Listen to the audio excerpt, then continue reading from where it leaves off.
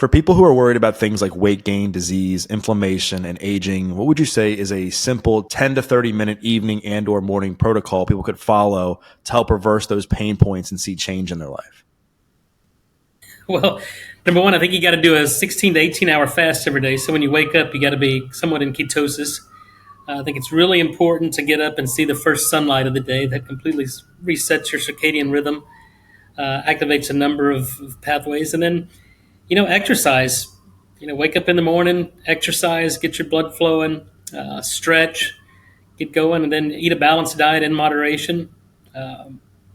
It's really sometimes that's simple, but those are the things you can do. But I think sometimes more importantly is things you shouldn't do, and that includes things like using mouthwash, overusing antibiotics, using antiseptic or fluoride-based toothpaste, drinking tap water, which has fluoride, chlorine, and a lot of drug metabolites in it, and then not taking things like antacids, which completely disrupt nitric oxide production and cause heart attack, stroke, and Alzheimer's. So it's a balance of things you shouldn't do, but things that you should do. And so it's hard work, not getting old and tired and getting disease. But I tell you, it's well worth the effort. So if you yourself had like 10 to 30 minutes, like what would your routine look like in the morning? Like walk me through from the time you wake up till the end of that, 10 to 30 minutes. Well, I usually set aside an hour every morning. That requires me getting up earlier than most people want to get up. But it's because if I wait until I have time to exercise or do the things that I need to do, I won't do it because there's not enough hours in the day for me to accomplish everything I need to do. So I have to wake up early. But if I had 10 minutes, what I do every morning, I usually got an hour, but for 10 minutes I'll get up. I usually go put on a cup of coffee, and then I do 100 push-ups and 100 squats immediately when I get out of bed. Gets my blood going. It's high intensity interval training. Increases my heart rate, increases my breath rate, and I break out into a sweat. And that's usually less than 4 minutes usually. And then I'll typically go and jump in my pool in the winter. It's cold, and I get a cold plunge. But typically, what I do in the mornings, it takes about an hour. Is I get up, I put on a pot of coffee. Again, I do my 100 push-ups and 100 squats. I turn on my infrared sauna. I sit in my sauna for 30 minutes. I turn on my Hallow app and I do my prayers and read scripture and just show gratitude and be grateful and really create a mental game plan of what do I have to accomplish today and how can I be better today than I was yesterday. And that's a constant battle, constant struggle every day. How do I get better every day? And then 30 minutes at 170 degrees in a sauna. Then I go typically 2 or 3 times a week. I'll go jump in my cold plunge, which is 37 to 40 degrees. I sit in there for 3 minutes. It's off about that time, the sun coming up, and so I'll go sit out in my front yard, feet on the ground, completely naked, looking into the sun coming up. And that's how I start my day. You mentioned intermittent fasting at the beginning of our conversation. Why do you think intermittent fasting is so powerful? And what happens in that 16 to 18 hour window that is so transformative for people's health?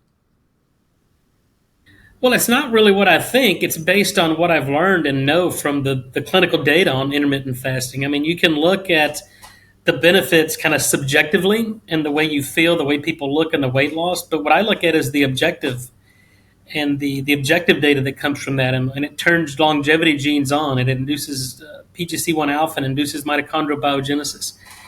It basically, you start breaking down fat and, preserving this protein and preventing an or an increase in blood sugar and insulin.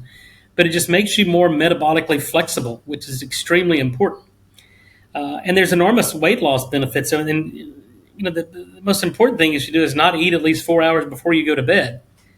And so typically what I try to do is eat my last meal around 6 at the latest, and then I don't eat until lunch the next day. So my breakfast is at lunch when I break my fast.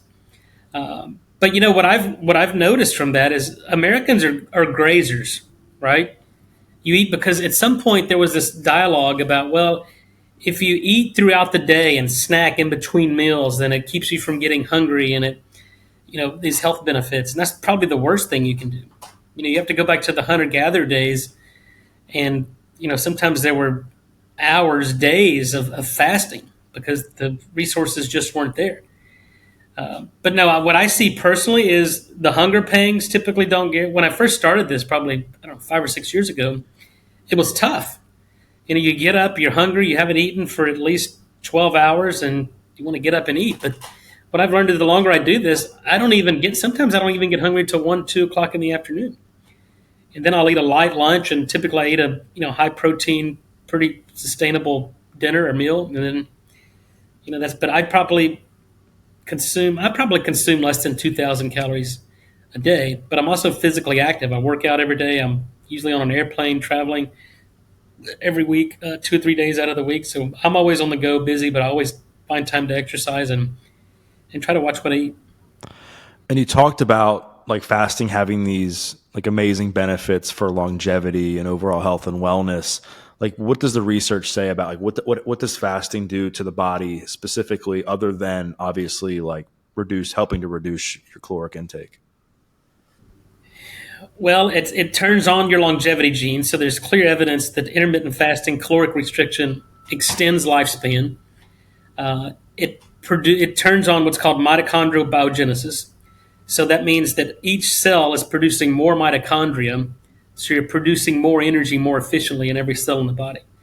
The other thing it's doing is a thing called mitophagy or autophagy. And it allows for a mechanism that goes in and to clean up all the old dysfunctional senescent zombie cells.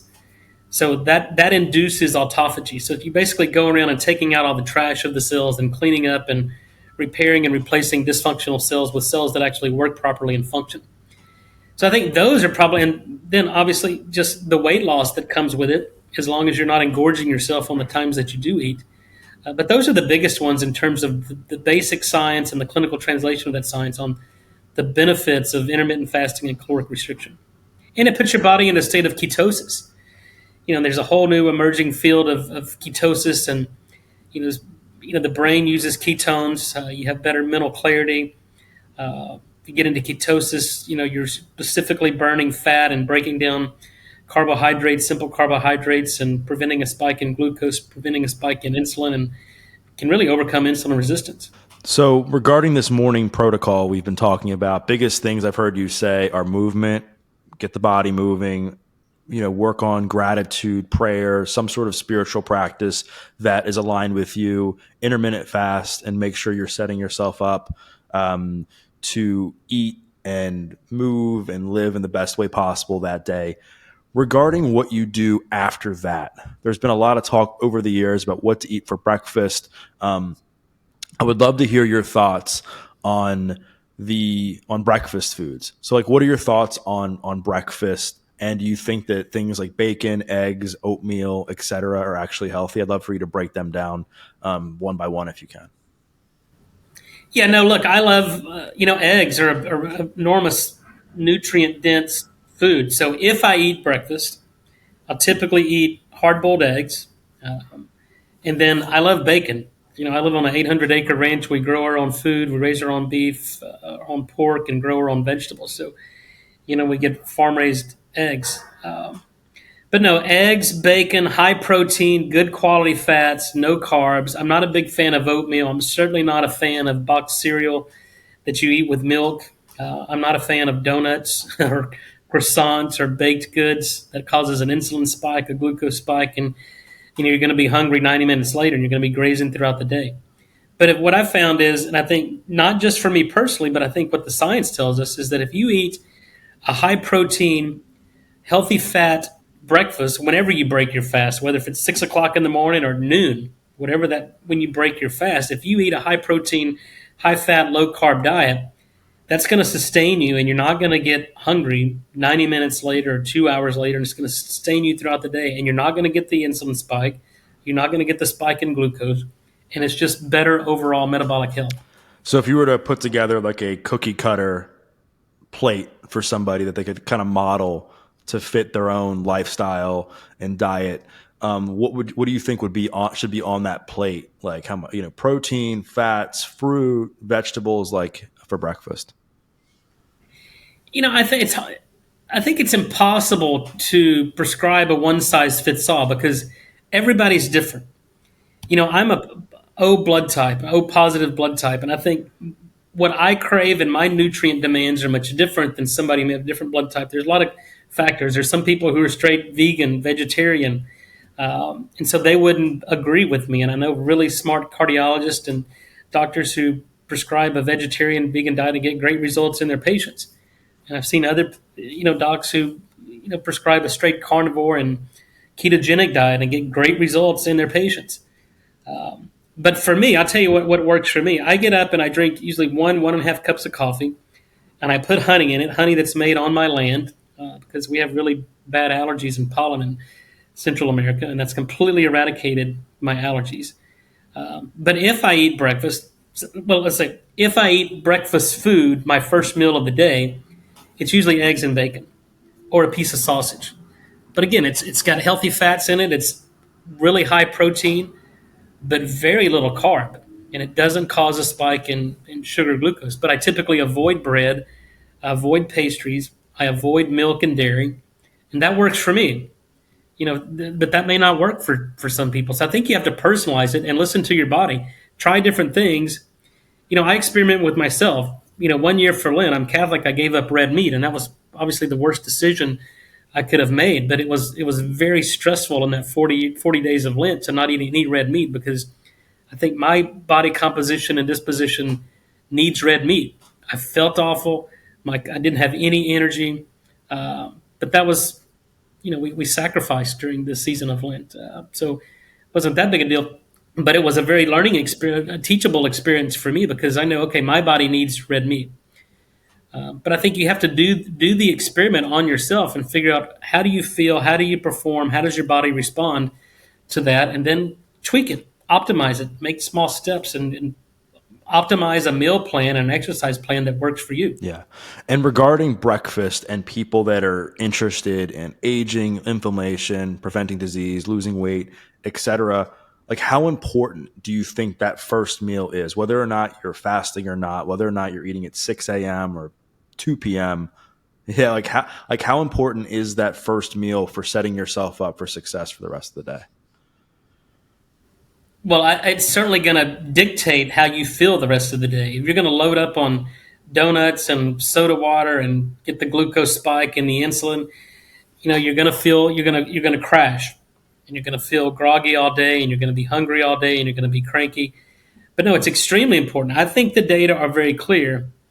A high protein, healthy fat, low carbohydrate meal at any time of the day is the best medicine. And we have to get rid of sugar. We have to get rid of processed foods and dyes in our food, and all the things that there's an oxymoron that I see, because during Christmas, you donate non-perishable food items. Think about that. Non-perishable food items. That's an oxymoron. If it's real food, it will perish. If it's non-perishable, then it's not a food. So you can't eat things. You can't eat things that are called food that don't have a shelf life, that don't expire.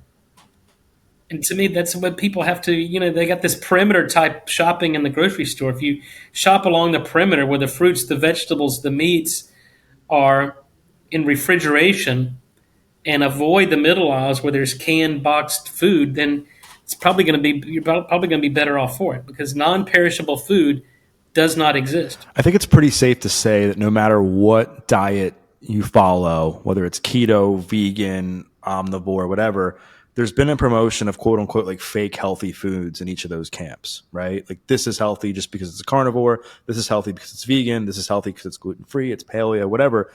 Like, what do you think are the top like 3 to 5 like fake quote unquote healthy foods that you see being promoted and you see people buying that people should avoid to prevent the things we're talking about?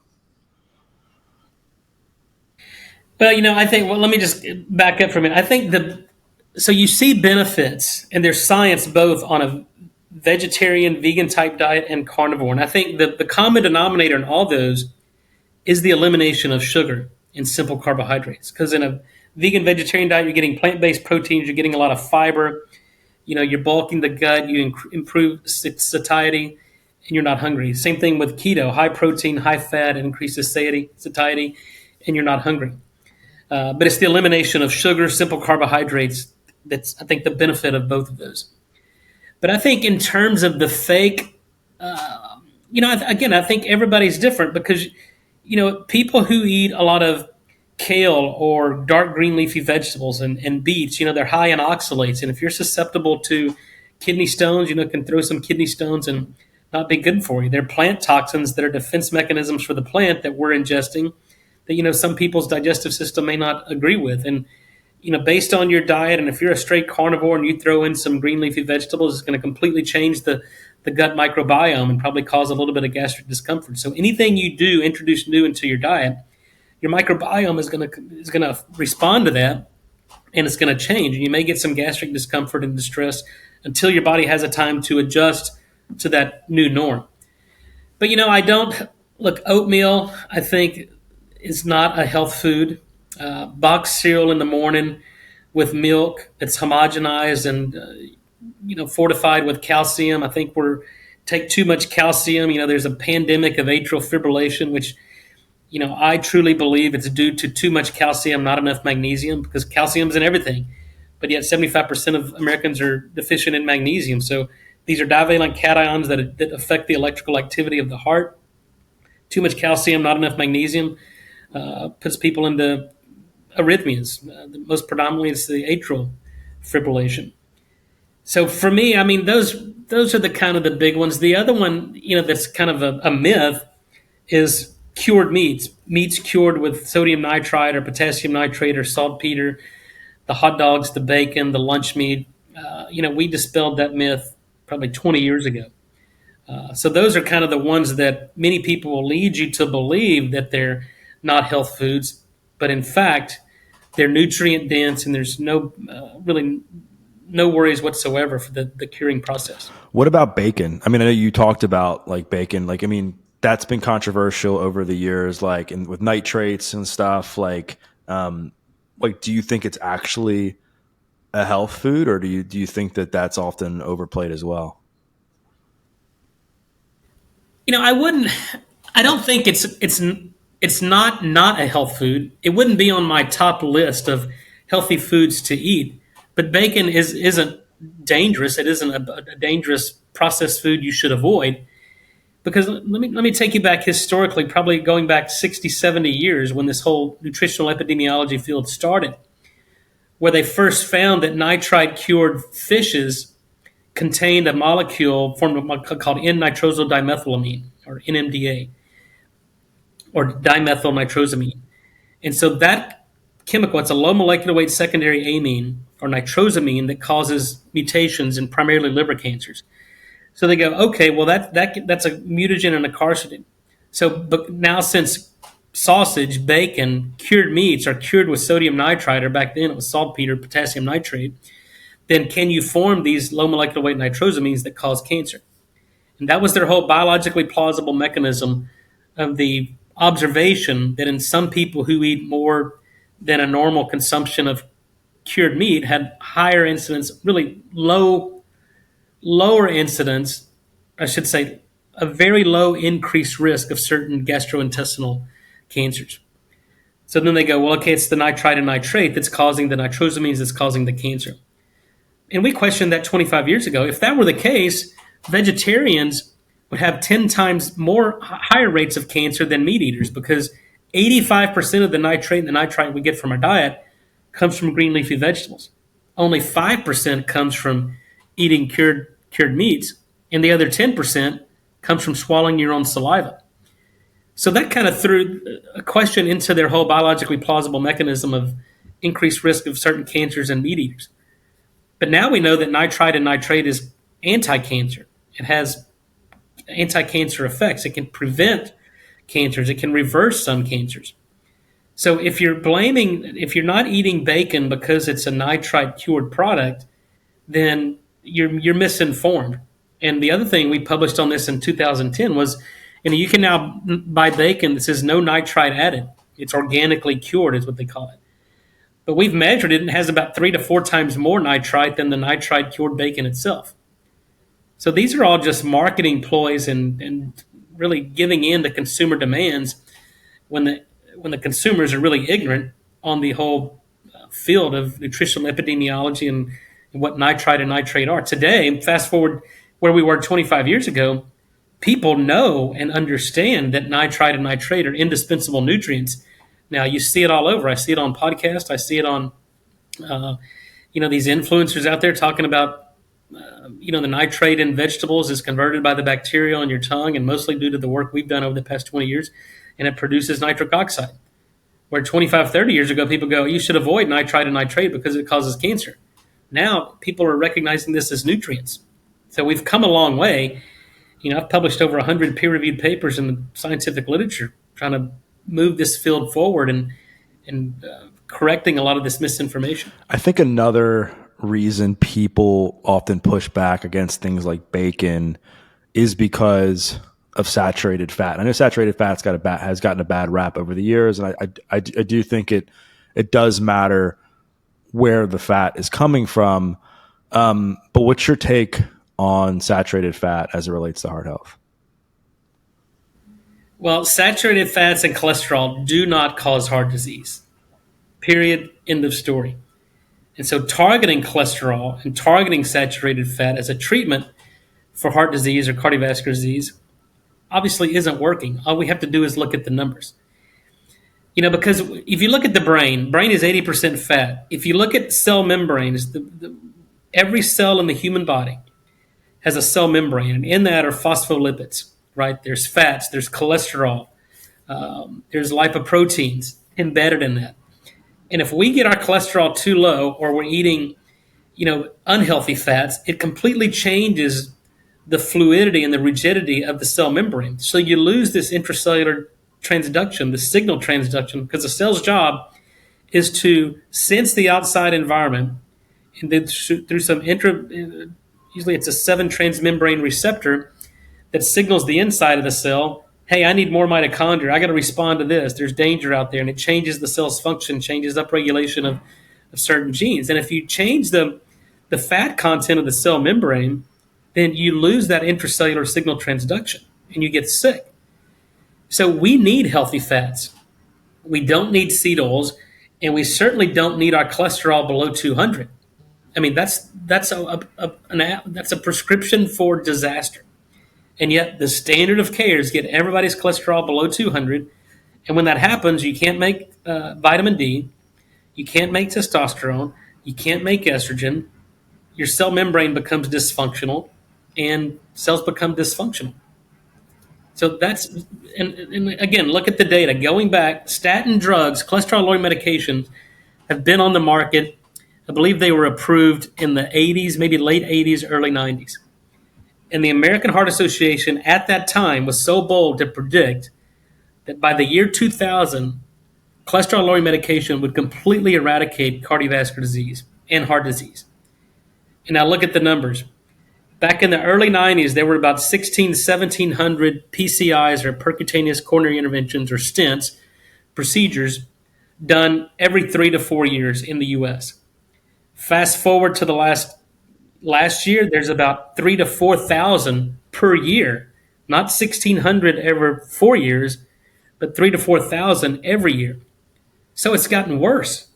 And anybody with any objective lens that they're reading this through would realize getting your cholesterol below 200 has increased the incidence of cardiovascular disease, of heart disease, and it's increasing all-cause mortality. So I'm a big fan of healthy fats, avocados, fat in, I'm a beef eater, a ribeye. I love the marbling in a ribeye because it's healthy fats, it's nutrient dense. We need healthy fats. We've got to get rid of seed oils, the unhealthy fats that are prone to lipid oxidation, that cause a lot of oxidative stress, lipid stress in the membrane, and disrupt cell signaling. And I think a lot of the problems today with cardiovascular disease and heart health is people's lifestyles. And I think if people ate better, if they moved more, they managed their sleep, they did some of the stuff that we've been talking about, I think it could go a long way with what we've been discussing here. That being said, what are your favorite foods? If you were to walk people through the day of what you would eat, what types of foods, what's your we talked about breakfast already, so I don't want to double down on that. But let's talk about lunch, dinner. If you're going to have a snack, like what are some of your favorite foods to eat throughout the day? Um, I eat a lot of beef. Number one, because I raise my own beef and I've got a cattle ranch, and so it's readily accessible, and so I know where the meat that I've going. I know where how that calf was born. I know what's been given him. No vaccines, no hormones, and then I take him off his mama where he's only had breast milk, and I put him on a nutritional designed growth plan for 150 days, and I feed him out for 150 days, and then I butcher him. So I eat a lot of beef, whether it's ground beef or whether it's steaks or whether it's, like in this past winter, we eat a lot of beef stew with fresh vegetables from our garden, with potatoes and tomatoes and onions and green beans and things like that. But for lunch, I don't typically try not to eat a really big lunch. But yeah, a lot of protein. If I eat a carb, it's with a high protein, high fat diet. I'm a meat and potatoes guy, so I'll eat a baked potato or some potatoes on the occasion. But then at dinner, lunch is around 11:30 or 12. I usually eat dinner around 5:30 or 6, and typically I'm not that hungry for dinner. And we'll eat again probably beef, chicken, or pork. Sometimes some fish or seafood, not a lot. But with a vegetable, sometimes a salad, and usually a potato of some type, whether it's a mashed potato or a baked potato or vegetables from our garden, whether it's green beans, sweet corn. What else we got? Peppers, tomatoes, onions, squash, watermelons.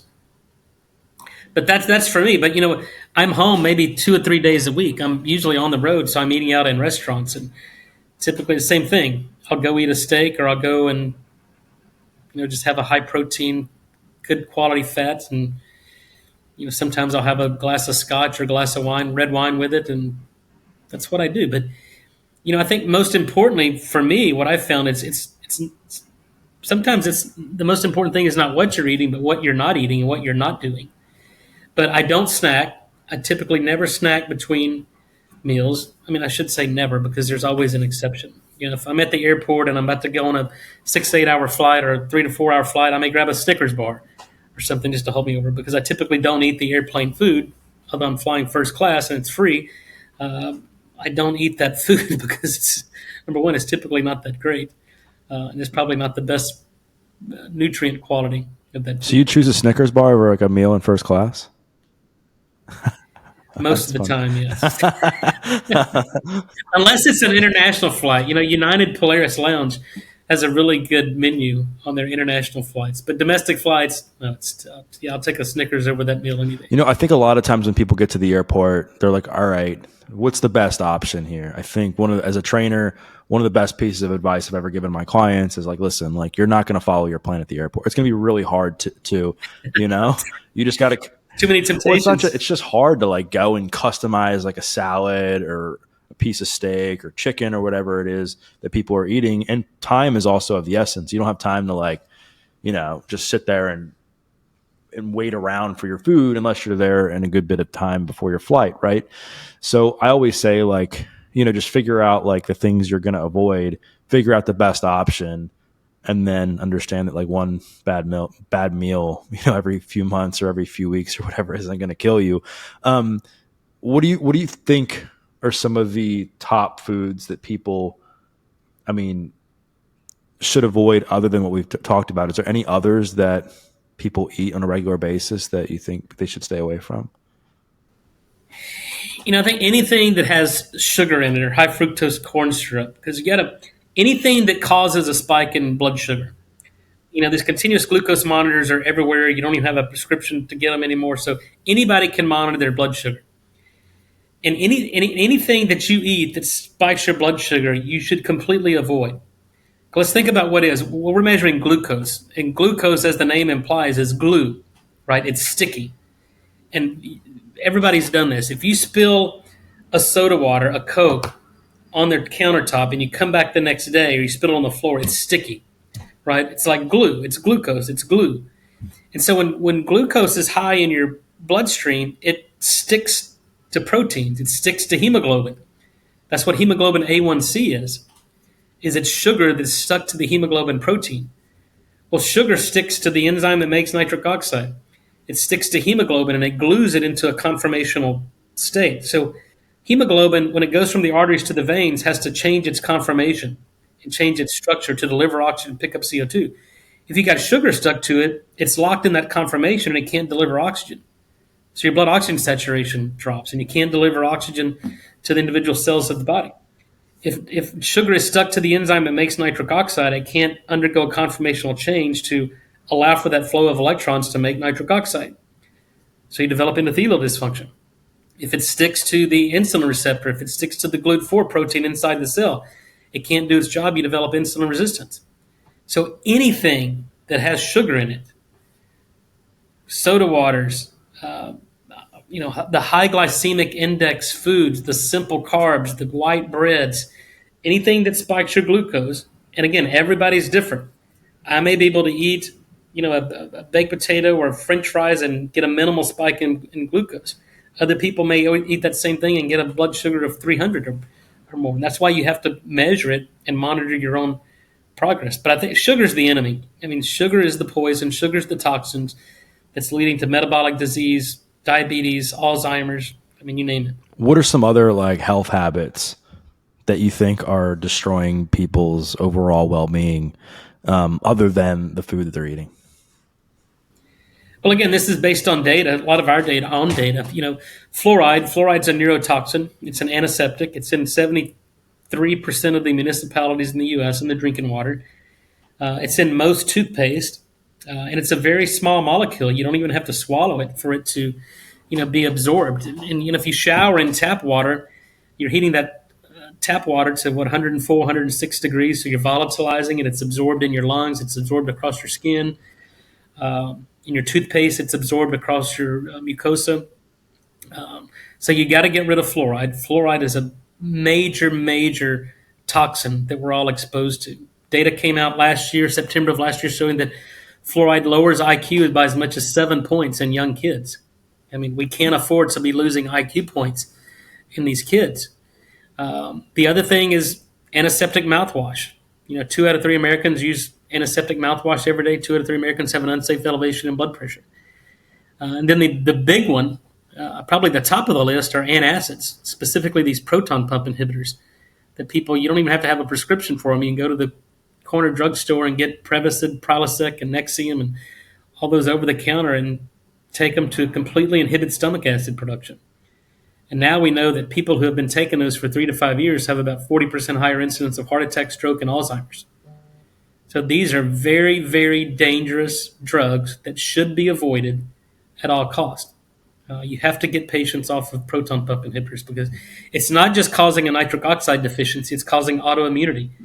You can't make stomach acid, you can't break proteins down to amino acids, and you get protein peptide fragments absorbed across the gut, you develop an autoimmune disease, and it explains foodborne allergies, it explains autoimmunity, all because you're shutting down stomach acid production. One of the other things that's been popular to talk about recently is this loneliness epidemic that we're in. And there's been a lot of research that's come out about the importance of friendships, relationships as it relates to your overall health and well-being. You just got back from a conference in Austin, and you said your main reason for going there was to build new professional relationships and make new friends, right? How does friendships and spending time with people that bring the best out in you, how does that impact what we've been talking about, things like aging, longevity, disease, etc.? Well, you look at the data from the blue zones, and you try to figure out how do these people live well over 100 years. And the common denominator across the globe in all these blue zones is a sense of community. They have family, they have community, they have self-worth. They have worth that other people tell them that they're valuable, and they serve a valuable position within the community. And I think, and you look at the exact opposite of that over the past 4 to 5 years during COVID, where everybody was isolated. You look at the suicide rates, you look at the depression, antidepressive medication, which was an all-time high. But no, it's all about physical, mental, and spiritual health or emotional. You can put that in there too. So it's not, I like to think of it as the Trinity for many reasons. But you can't just focus on your physical health if you're not right in the mind, you don't have a sense of community, and you're not connected spiritually. But no, I think it's really important because it's the sense of community that not only gives you self worth, but it motivates you to see other people doing really important things and good things for the community, for other people. And, we all have to get up every morning with a purpose. And I can't imagine not getting up every morning, not having anything to do. That's why people go, "Are you going to retire?" And I go, "What? I don't know. I don't even know how to comprehend that because I have to get up every morning with a purpose." And I think everybody should get up in the morning with a purpose. And if you don't have a purpose, find a purpose. And I think you can find that purpose in these different communities that you should be associated with, whether it's within your own family, whether it's within your cohort at work, or whether it's your own community outside of work. But, for me, and probably you too, Doug, in what we do, our work is our community, and our tribe is the people that we interact with, that we feed off on, that we get ideas from, and we feed off each other, and we see the great work they're doing. It motivates me to do better and want to do more. So I think it's underestimated, and it's critical, and that's why I start out every morning in prayer, in gratitude, and just thinking about what have I got to do today, and what is the game plan? How am I going to execute my strategy for the day? It's very important. So community is obviously incredibly important when it comes to the stuff we've been talking about. Movement, obviously, I've talked extensively about why you have to move your body just for cardio. Yeah, people say, there's this old saying, and maybe it was, I can't remember who was quoted as saying that, but say, people say you stop moving because you get old. And it's just the opposite. You get old because you stop moving. And so you have to move every day. We have to walk and move and stretch. That's the other thing I do when I get out of the sauna or after I finish my setups and pull-ups, I stretch. Usually I stretch in the pool because if you're not flexible and you become stiff, your musculoskeletal system changes and you become, you get the old look and you're hunched over, but you have to move and you have to stretch and keep the body moving. There's a saying, obviously it's not mine. It's something like when you're healthy, you have 1,000 wishes. When you're unhealthy, you have one wish, right? It's like, it's something like that. But my point, the point is, you think about all the things that you want in life when, things are going well. But the minute your health is off, the one thing you want is just to get healthy again, right? Yeah, I want to feel better. Yeah. What about sleep? Does sleep quality matter as much as people are saying right now as it relates to health and longevity? No, for sure, no doubt. Sleep is probably at the top of the list, or certainly near the top of the list in terms of most important things for longevity. Because we repair and we replace during sleep, right? So it's when we have to get good quality sleep, REM sleep, deep sleep. For me personally, like Trump and some of these people, they can get by with 3, 4, 5 hours of sleep and be fully functional. I can't do that. That's just not how I can operate. I need at least 6 hours. Ideally for me, if I can get 7 to 9 hours of sleep, really good, high quality sleep, then I'm unstoppable. But I think it's number one, preparing yourself for sleep. And, I sometimes wear these when I'm out and about, these blue blocker glasses, especially after the sun goes down, blocking the artificial light that completely changes your circadian rhythm and disrupts your sleep pattern. But again, if I've watched TV in bed, I put the glasses on so it's not disrupting that. And I typically, put my phone on airplane mode, try not interfering with the EMF or the signals. At night, I wear an eye mask to completely block out any light when I'm sleeping. But no, deep sleep, being fully oxygenated, mouth taping, nasal breathing. If you have obstructive sleep apnea, you have to get that addressed. If you need a CPAP, then by all means, get a CPAP. But you have to fully oxygenate and you have to sleep at night in order for your body to repair and be ready for the next day. This is a great segue into talking about like a nighttime protocol for people. What do you think? What do you do if you had like 10 to 30 minutes again to optimize like a nighttime routine so that you can get great sleep and wake up in the morning ready to rock and roll? Typically on days, if I'm at home and I have time, and if I'm not, I'm traveling, I'm usually in dinner meetings till late or meetings that run late. But if I can take a warm bath in bath salts, magnesium salts, then it's relaxing. Especially if I've been to the gym, it relaxes, it prevents muscle soreness. So I usually do that maybe 2 to 3 hours before bed. Right before bed, maybe 20, 30 minutes, I take about 700 milligrams of magnesium uh, orally, just to kind of calm me. And again, most people are deficient in magnesium. Magnesium helps lower blood pressure. It helps kind of turn down your autonomic nervous system. And then sometimes if I'm away, and I'll take like a CBD sublingual, again to kind of saturate my endocannabinoid system, which is relaxing. But then it's just turning off the lights, wearing the glasses, the blue blocking glasses. After the sun goes down, if I'm inside in artificial light, I typically don't watch TV at night in bed, but if I do, I certainly put the blue blocker glasses on. But then I turn the AC down really cold, 68, 67, 68 degrees, bundle up, and when my head hits the pillow, usually I'm asleep within 10 or 15 minutes. So that works for me. Yeah. And then what about people? What's your advice like for people when they're having like racing thoughts or they're super stressed? Like I'm sure you have these days, especially if you're like somebody who goes and has these late night dinners, you're traveling. Obviously, life's not always great for anyone. Like, how do you calm the mind before you go to bed? Yeah, no, and time differences. I mean, too, on the East Coast to West Coast, there's a 3 hour difference, which you may think it's trivial, but I mean, for me, it's really going from east to west is really messes with my sleep pattern. But there's some really good sleep products out there that contain L-theanine, melatonin. I'm not a big fan of melatonin because for me, it puts me to sleep, but it doesn't keep me asleep.